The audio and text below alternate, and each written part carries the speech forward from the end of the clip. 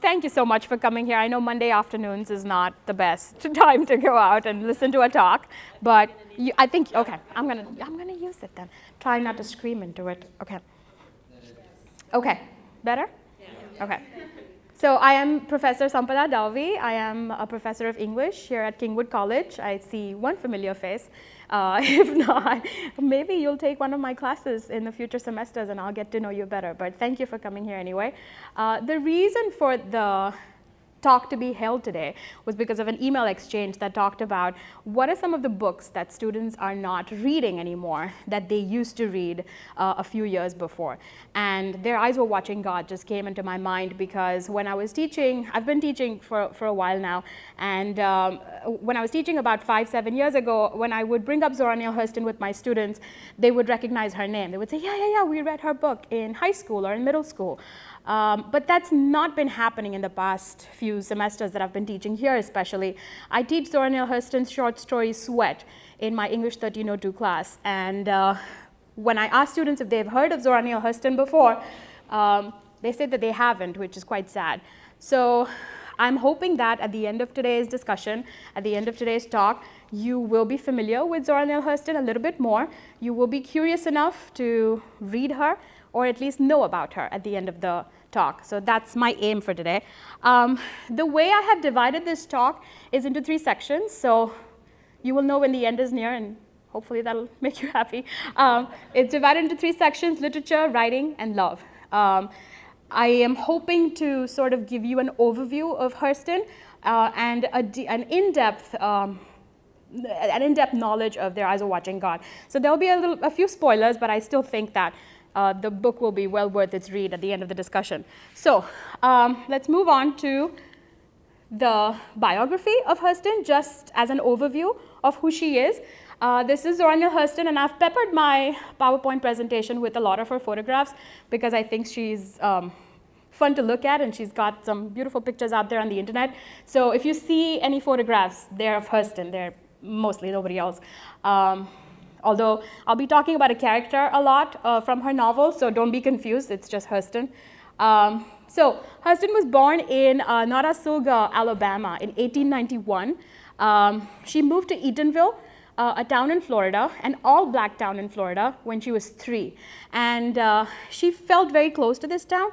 She felt like she belonged there. So very often later in her life, she claimed that she had been born there, just for the sake of it. Eatonville was also the town, hint if you have questions, in which she set up most of her work. So all of her fictional stories are set in the town called Eatonville, which was obviously inspired by her hometown. For Hurston, education was a very important thing. She valued education a lot, but in spite of the fact that she valued it a lot, she was not able to get an education as quickly as she wanted. She had to put it on the back burner for most of her life because she had to take care of family, because she was one of the more responsible people in her family, so she had to take care of her siblings, and she had to put education on the back burner. And when she was 26, she decided to herself that she was going to go ahead and finish her schooling, finish her education, get a higher education. The town, she was in Maryland at that point of time, and Maryland had a rule where if you were a youth of color and if you're under 20, you would qualify to get a free high school diploma, or take free classes to get a high school diploma. But she was 26 when she decided to do this. So she did the best thing possible. She just told everybody she was 10 years younger. So instead of 1891, she claimed she was born in 1906. She passed as a 16-year-old, went to get classes, finished her high school education, and this, in turn, led her to going to Howard University in DC for a brief amount of time, and then she attended Barnard College in Columbia University, where she studied anthropology. When she got her BA, she was 37 years old. So if any of you think that it's too old to get an education, you're too old to get an education, that's not true. She persevered and she got her BA, and she studied under, if any of you are anthropology fans, she studied anthropology under Franz Boas, a famed anthropologist. So she did very well for herself. When she was studying anthropology, she traveled to New Orleans to study ancient voodoo rituals over there. And she wanted to make sure that she won the trust of the practitioners who practice anthropology, voodoo practices. And so she actually participated in some of the rituals that they went through. One of those rituals involved boiling the bones of a black cat. I don't think she meant to hurt animals, but she kind of wanted to get into those practices. She also participated in something that involved fasting for 3 days and lying on snake skin. Basically, she just wanted to get all of those experiences herself so that she could study this in depth. So she was the kind of person who would throw herself into things. She also, in 1936-37, traveled to Haiti. Again, she went on a Guggenheim Fellowship, Haiti and Jamaica, and she studied, again, voodoo practices over there. And it is here that she wrote Their Eyes Were Watching God. And she wrote it in 7 weeks, which is a great amount of time to write a novel. I mean, it's nearly impossible, but that's how she did it. So Hurston was writing at a time where the Harlem Renaissance was taking place in the early 20th century. She sort of inserted herself into this Renaissance, but she came across a lot of resistance on the part of her contemporaries because she chose to write in an African-American dialect, especially her dialogue that she wrote in her novels used African-American dialect. So it was difficult for her to get accepted at the level in which she wanted to get appreciated and accepted, but she was a very prolific writer. As you can see over here, she published over 3 decades, 4 novels, 2 collections of folklore, autobiography, multiple articles, essays, plays, poems, and short stories. So there's a lot that she wrote over a short period of time, but unfortunately for her, around the time that she died, her works were not getting published anymore. So nearly for 2 decades, she was slipping into obscurity. People were not reading her books anymore. People did not know who she was. And in the mid-70s, a writer called Alice Walker went to find her grave and marked it so that people would know where she was buried. And that's when Hurston's writing was sort of coming back into getting known. And we'll come back to it at another point of time in the presentation. But that's just sort of the arc of her story. What I want to do in this section majorly is to give you an idea of what she valued. And this specific part of the presentation onwards, we are going to only talk about Their Eyes Were Watching God. So this is not a presentation on Hurston in general, because specifically I want you to be interested in Their Eyes Were Watching God. She was a part of the Harlem Renaissance, and she sort of, like she did with everything, she just threw herself into it. She wanted to participate in it. She made friends. She went and she seeked out people who were also in the Harlem Renaissance, and she started writing about, her people. But as everything in life, usually, the Harlem Renaissance was taken over by men, black male writers who were writing about things that they cared about.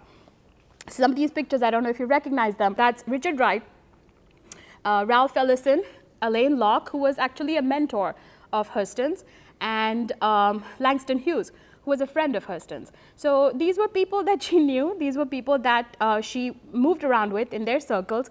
But again, there was a lot of difficulty for Hurston to come to prominence because her writing and her style and her thoughts and her philosophies were different from these men. The initial reception to The Eyes Were Watching God, especially from her contemporaries, was not great because these male writers believed that when Hurston is writing in a dialect, if she's writing in a vernacular speech, then she's doing a disservice to her people. That's what they thought. They felt that if you portray the black people in a certain way, then you are sort of pandering to the white audience, that they are looking at this and they're making fun of us, and you shouldn't be doing that. So after Their Eyes Were Watching God was published, her contemporaries especially wrote about it very scathingly. This is what Richard Wright had to say. He said, "Miss Hurston can write, but her prose is cloaked in that facile sensuality that has dogged Negro expression. Her dialogue manages to catch the psychological movements of the Negro folk mind in their pure simplicity, but that's as far as it goes. The sensory sweep of her novel carries no theme, no message, no thought." So that's not a passing grade, I believe.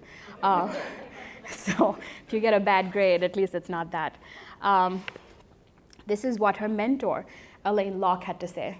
He said, her gift for poetic phrase, for rare dialect and folk humor, keep her flashing on the surface of her community and her characters, and from diving deep down, either to the inner psychology of characterization or to sharp analysis of the social background.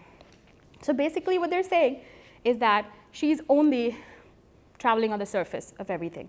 She's not going deep. She's not questioning certain things that they wish she would question. The sharp analysis or sharp criticism from her contemporaries, which I'm sure was not easy to deal with because she wanted to break through into these movements. But if you look at what we realize about Hurston over the period of time, you will notice that we appreciate what she was doing with her writing. For example, this is Hemingway, Robert Hemingway, who wrote Hurston's biography in 1977, and this is shortly after she was brought back into prominence by Alice Walker. Hemingway says, by emphasizing the art and the folkloric phenomenon, Hurston implicitly told whites, contrary to your arrogant assumptions, you have not really affected us that much. We continue to practice our own culture, which as a matter of fact is more alive, more aesthetically pleasing than your own, and it is not solely a product of defensive reactions to your actions. She felt that black culture manifested an independent aesthetic system that could be discussed without constant reference to white oppression. So this gives you an idea of how Hurston thought about her literature and her writing. She believed was that black people can exist in a society that does not have to be limited by the rules that have been made by white people or white society. There is no standard that we have to live up to. We have our own standards, we have our own culture, we have our own traditions, and that is independent of what is happening outside of it. And so it's more liberating if you think of it that way. It's not something that's pulling people down, it's something that's giving people the strength to be who they are. And that's something that took a while for people to realize. I'll come to this quote in a second, but before I talk about it, I just want you to understand that when we read Their Eyes Were Watching God, what Hurston does is that she moves with that idea that black people or any kind of marginalized people can be better in their own worlds. And that especially includes black women. So her protagonist is a black woman. She's young when the novel starts, but she goes to a middle-aged black woman through the course of the novel. And she lives her own life. So when we are reading about this woman, what we realize is that she is so independent and so completely out of the structure that has been created by society that we just begin to believe that this is normal, this is a new normal. But usually in literature, in society, we have been made to believe that there are certain things that are better, right? A hero is a man. The protagonist is a man. He's a hero. He's set up to do good things. What Hurston was doing was that she was setting up women to be better than man, and she was doing it almost as if it's acceptable. And what's interesting is that when Hurston was coming back into prominence in the 70s, it was also at a time when feminism was coming into prominence, and so that's why she was beginning to be appreciated by not just black writers and readers, but female writers especially and female readers, because they were appreciating the fact that she was using a protagonist who was so powerful. So what Sharon Davies states in this quote about Their Eyes Were Watching God, she says, Hurston's text not only inverts the terms of accepted hierarchies, black over white, female over male, but more significantly allows readers to question that hierarchical mode itself. Why is one better than the other? We start to question that. Why do we accept one to be on top? Why do we accept one to be on the bottom? So to understand that, let's see if, this is a little table that is interesting. Our world is sort of divided into twos, right? We see certain things as, these twos are what is generally acceptable. I'm not saying that this is true of everything, but there's head and heart, there's day and night, there's activity, there's passivity, there's man, there's woman. Most of the world is divided into twos, right? Yin yang. One is considered to be better than the other. We sort of just accept it. If you are practical, you use your head, you're better than somebody who's emotional, who uses their heart. Day is better than night, activity is better than passivity. By the same token, man is better than woman. So those are just the hierarchies that we live our life just blindly accepting. Hurston, what she does is from the get-go of the novel, just inverts that hierarchy. And we don't even wonder about it because we just start reading it and we think, okay, that makes sense. So this is the first paragraph of her novel. She says, ships at a distance have every man's wish on board. For some, they come in with the tide. For others, they sail forever on the horizon, never out of sight, never landing until the watcher turns his eyes away in resignation. His dreams mocked to death by time. That is the life of men. What do men do? Men dream. What do men do? They pin their hopes on things that they can't achieve. They just keep hoping that things will happen. So right from the start, the novel starts with the life of men, but men are just dreamers. Men are hopeless. Men don't do anything. This is her second paragraph. She says, now women forget all those things they don't want to remember and remember everything they don't want to forget. The dream is the truth. Then they act and do things accordingly. What do women do? They do. They act. And immediately that hierarchy is inverted, right? Women are not dreamers. Women are doers. Women act. Women set their sights on something and then they go get it. They have the reins of their lives in their hands. What do men do? They just dream. And so we just accept that as something that's true because we know that that's the philosophy of the rest of the novel. And so it's interesting to sort of see that and move with that knowledge. Although in most of society we will consider that women are emotional, women are rather if they are on this side of the binary, the women are passive, women lead with their heart. But she's inverting it and she's saying that's not true. We don't do that. We dream. We don't dream. We actually do things. Let's move on to the writing part of her of this presentation. Now, again, most of you have not read this novel, so you don't know that it's sort of divided into two sections. One is the standard English that I just read out. That's how most of the novel is narrated in the third-person omniscient narrator, who is sort of Hurston, who knows everything and does the talking. But I'll come to this quote in a second. Her dialogue, Hurston's dialogue, is written in African American dialect. And like I was saying before, what Hurston wanted to do with that is sort of use what she knew, use what she had grown up around, and let people know that this is how people talk. If you leave people from Eatonville alone, this is how they will converse with each other. And so that richness of that dialect, the amount of culture that it drips is very interesting to read. But initially, when people read that, they thought that she was mocking black people, or that she was making fun of them, that she was pandering to an audience that wanted to see black people in a certain way. Instead, if you turn it around and if you invert that hierarchy, you can see what Hurston is doing is she's actually using her strength to build upon a narrative. And I don't know if you've seen this quote by Audre Lorde, if you've read this speech before, but it helps us understand what Hurston is doing. Lorde says, those of us who stand outside the circle of this society's definition of acceptable women know that survival is not an academic skill. It is learning how to take our differences and make them strengths. For the master's tools will never dismantle the master's house. They may allow us temporarily to beat him at his own game, but they will never enable us to bring about genuine change. Now, this quote can be used in so many different aspects of life. Anytime somebody is marginalized, you can read this out to them and make them understand how they can overcome that situation.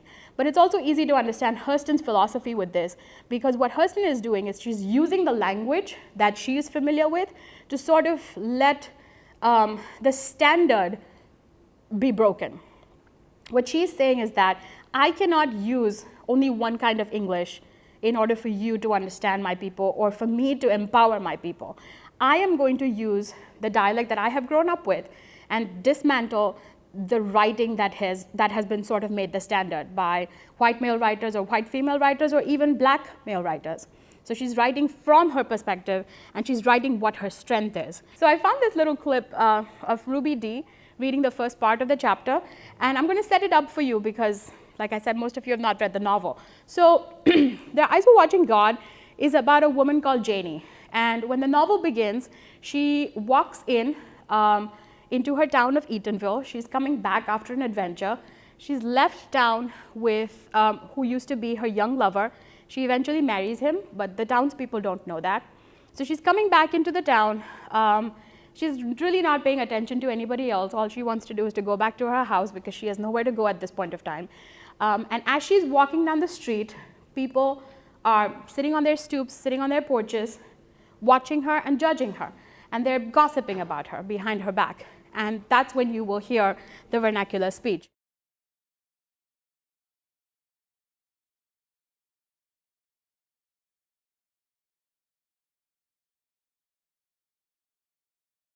So you see now why I wasn't going to read that, because I didn't dare to do that. Let's see if I can move this presentation. Okay. So there's a lesson to be learned, I think, from the fact that she writes in these two different manners, right?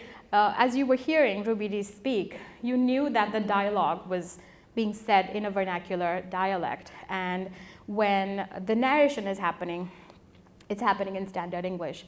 When as an English teacher, one of the things that I come across with students having difficulty is not writing like you talk. That's a challenge, right? Because we are in a habit of just typing out the way we think in our heads and the way we talk. Now, we have to write, unfortunately, in standard English to make a good impression. But when you're writing a narrative or when you're writing a fictional story, you can actually fall back on your strengths and you can write like you talk, because those dialogues, like I said before, are just dripping with culture and with tradition and with innuendos. So it's a lot of fun to read, and it's a lot of fun to try to make sense of what is happening in these dialogues. When we read any of Hurston's works in my classes, I always say, read out the dialogue out loud, and that's when it'll make sense to you. So, for example, when she writes like you talk, she says, "She ain't half as pretty as a gal I run off and left up in South Carolina." I shouldn't have done that, right? But then she has quotable quotes. There are years that ask the questions and years that answer. She stood there until something fell off the shelf inside her. It takes a minute for us to understand what is being said over there too, because she's kind of talking about somebody's impression, how she felt about someone and how that changed in that last quote. But it's still beautiful and it's still very thought-provoking. So something to think about as young writers. You can still write like you talk if it is serving an artistic purpose. So that brings us to the last section of the talk, which is about love.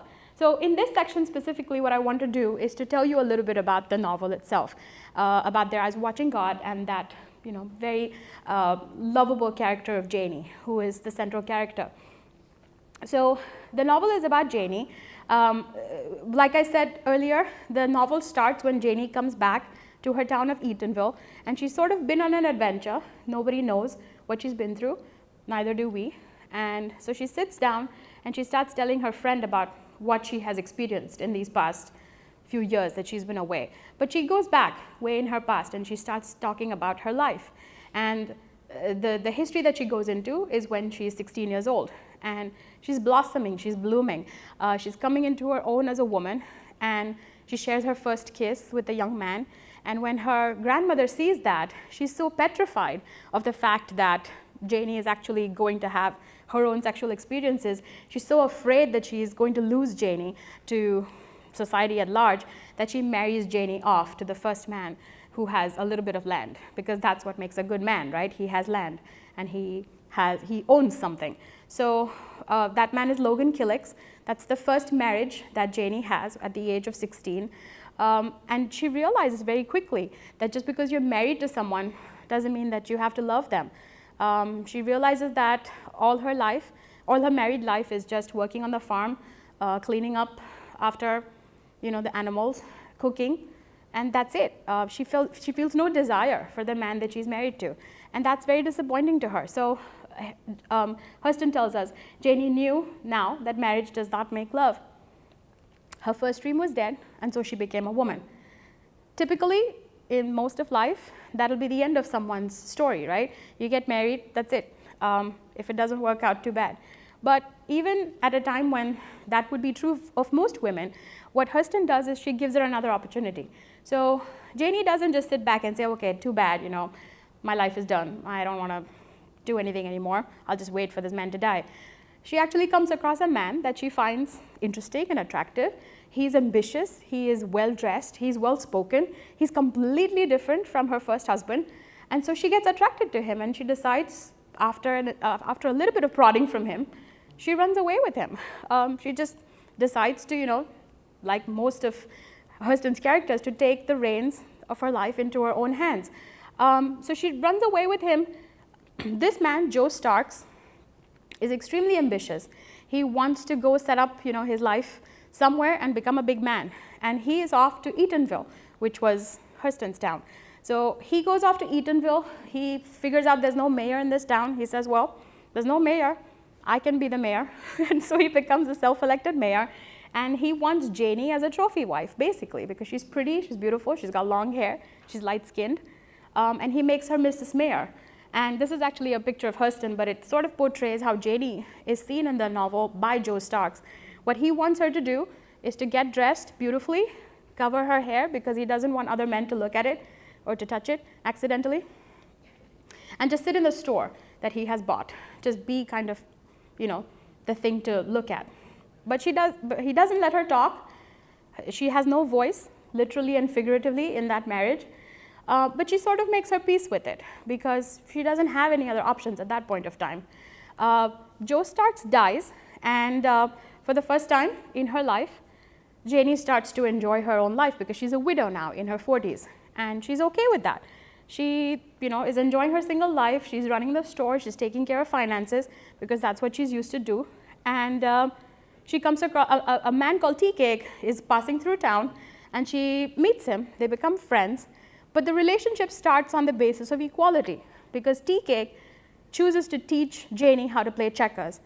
Now, in today's world, that might seem like a simple thing, but for Janie, it's a big deal because somebody is actually inviting her to sit at the table with him and saying, okay, let's do this together. You don't go away, or this is not a man's activity only. You can come join. You don't know how to play it. I will teach you. We can do this as a team. And so she falls in love with him because for the first time in her life, somebody has given her the option to be at the same level as him. And so she runs off with him, and they go to the Everglades. They start working over there, shoulder to shoulder. It's a harder life than what she has had, but again, she's equal to Tea Cake. And so it's a better relationship for her. Tea Cake is also the only man who speaks to her in rhymes. So this is something that she's been waiting for ever since she became a young woman. He says, use something to make a man forget to get old and forget to die. Wouldn't we all like to hear that? Swipe left or whatever, I don't know. Whatever you're supposed to swipe, I don't know. So that's her last relationship, her third marriage. So she marries all of these men. These are not just affairs. She actually marries Tea Cake too. But then there's a hurricane that comes through the town, and the aftermath of that is that Tea Cake gets bitten by a rabid dog, and in a move of self-defense, she has to shoot him, literally kill him, which is, again, a strange turn of events. But after Tea Cake is dead, she comes back home to Eatonville because that's the only town that she has a house in. So she comes back to Eatonville, and the love sort of continues because when she comes back, her best friend Phoebe says, sit down and tell me, what have you been through? What have you experienced? And this is a labor of love because to sit down and tell somebody your whole life story is not an easy task. But Janie chooses to do this because she wants her friend to sort of get that experience, because Phoebe is not going to be lucky enough to live that life, right? Phoebe is not going to get that experience herself. She's just a little, wife in a little town. And so she sits down, tells Phoebe her own story, and lets Phoebe sort of vicariously live through her experiences. And when Phoebe says, do you want me to tell other people your story? She says, that's your choice. I have done my job of telling you my story. What you do with it, is your decision. And so she says, my tongue is in my friend's mouth, basically saying, you can tell other people my story. But if you want to read that with an innuendo, go for it. Because Hurston would want you to, My tongue is in my friend's mouth. What do you think that means? That's up to you. And so it's not just that she comes back to the town and has a best friend, but it's also that she comes back to this town, comes back to her house, but she's all alone. But there's no sadness in this. There's no feeling of desperation or tragedy that she's come back to being alone. She's completely okay with that, and which shows that Hurston is okay with that. When Janie comes back, she comes back to an empty house. All she has is memories, and this is what Hurston says. Janie mounted the stairs with her lamp. The kiss of tea cake's memory made pictures of love and light against the wall. Here was peace. She pulled it in her horizon like a great fish net. So much of life in its meshes. She called in her soul to come and see. So ultimately, the idea that at the end of the day, you have to love yourself. You can go through all these experiences, you can meet all these people, but if you're not okay to come back home to yourself, to being alone, and if you're not happy, then that's a problem, right? And that's a great lesson for all of us to learn. We try to keep finding that perfect relationship, that perfect love. Maybe that won't happen, or maybe that'll happen, but it won't work out. And so if you come back to yourself at the end of the day, and if you're okay with yourself, then that's a good love story, right? Love yourself. And so it's our responsibility to keep this love going. I think it was 1975, where Alice Walker decided to go find the grave that was unmarked, because Hurston kind of died alone herself too. She was kind of poor at the end of her life, and she died and they buried her, but nobody marked her grave. There was no relatives to do that.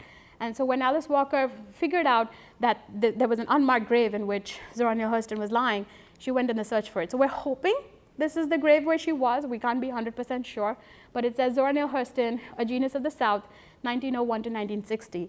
Note that the date is 1901. That's what Hurston would want, right? She was actually born in 1891. What Walker did was she wrote that essay, In Search of Zora, and printed it in Ms. Magazine. And Zora Neale Hurston came back into prominence slowly but surely. But like I said before, we're kind of forgetting her every once in a while. And let that not happen, right? Let's read her, let's know her, because she's telling us some good things. I just didn't know how to include this in the presentation, but it's an amazing photograph. She's the kind of woman that you would want to be friends with, right? If she poses for pictures like that. How can any deny themselves the pleasure of my company? It's beyond me. So the end of that, if there's one thing you want to take back from today's presentation, is that love yourself. Be proud of who you are. Be confident of who you are, because that's what Hurston would want you to be. Thank you. I guess it's just an observation that Alice uses the same vernacular in Color Purple. Right. Steven Spielberg, an old white guy, downplays it Right. in the film, but when it comes back to Broadway, it's in all of its glory again. As I it find should. it fascinating that our personal biases are at work all the time, whether we realize it or not. No. Because, Yeah. Actors actually don't like the vernacular, because when we're on stage, it is hell to try to get through. Yeah.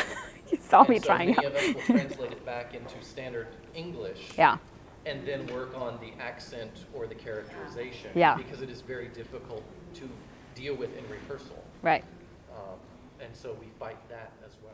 Yeah, and I mean, even in literature that comes out of India, for example, if they use a few words, usually if I see a little asterisk and telling us what the word is, I always feel insulted. I'm like, can't you figure it out contextually what it is? Because that's the fun of reading literature from somewhere else, right? Or reading vernacular literature, or reading literature that's not standard English, is to sort of contextually understand what it means. And so like I tell my students, don't be so bogged down by the fact that there's vernacular or there's dialect. Just read it out loud, and it's all familiar words. There's nothing that's going to stop you from understanding it. But yeah, it's a bias that we're not even familiar with, but we do have it. Yes? Well, in Hurston's language is sheer poetry. I mean, you saw some of it. I mean, oh, you have to, so I have to. And it's excellent. It's absolutely poetic. And some of the notes that I taught Rise of Watching God for several years. I first discovered it at Ohio State when I was in Columbus in the mid-70s, when you were a little baby. I wasn't born. And it's really true. She had been neglected for decades and decades, and it was the fault of her own people there in Yes. New York, especially, and a story that was told about her that was not true. And they just basically destroyed her career, which, I mean, I get teary thinking about it because the woman's brilliant. Yeah. She's a brilliant, brilliant writer. And so I told somebody the story, wanting to also encourage you to read her book. I taught a women writers course at Ohio State, and we had Bronte sisters, and we had Jane Austen, and we had some wonderful, wonderful other women writers, and Zora Neale. And I had just discovered her myself. I said, try this out. And they loved all the books. These are all classics, and they're classics for reasons. And they're beautiful, beautiful books. But I asked them I had about 20 students, and some men in there too. Some of the best women's studies students, guys, are men. And they are. And they were in the courses. So about 20, 25, something like that.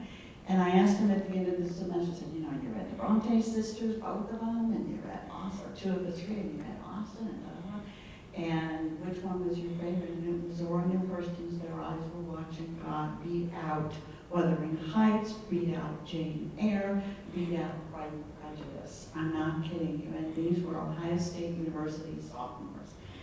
That is how wonderful this book is and how deeply touching and one of the greatest love stories I've ever read, because I've been in love with Tea Cake ever since. That man is hot. So I didn't bring up the fact. Tea Cake is problematic. Tea Cake is problematic. He is a problematical character. He is. But he is. Well, he gets jealous of her. I didn't want to bring in the fact that he hits her. You can read that in the book. But he's great. But he scratches her head. You need to tell them about the hurricane and where that line there is. So yeah, I was hoping. I mean, does somebody want to just ask that question so I feel good about myself? What about the title? Ask me that. Yeah. So yeah, so that's what's interesting to know, right? So this is on page 160 of the book. I don't know if it'll be the same one. But so what happens is, Tea Cake gets bitten by the rabid dog at the end of that hurricane because, this dog is probably diseased because of the hurricane. But as they're in the Everglades, they have to evacuate their houses and go, find a shelter and sort of hunker down. And this is the paragraph where that's the only time she mentions the title.